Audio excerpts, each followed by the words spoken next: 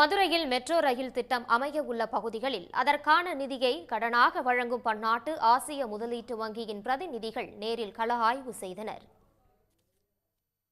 மதுரையில் metro rail சேவை துவக்கப்படும் என கடந்த 2021 தமிழ்நாடு அரசு அறிவித்தது.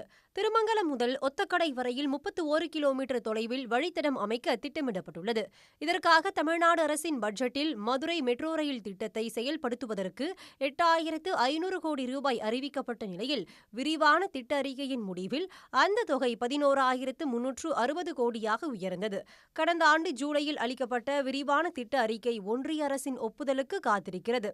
இந்நிலையில் ஆசிய உட்கட்டமைப்பு முதலீட்டு வங்கி அதிகாரிகள் மதுரையில் மெட்ரோ வழித்தடம் அமையவுள்ள பகுதிகளில் ஆய்வு மேற்கொண்டனர்.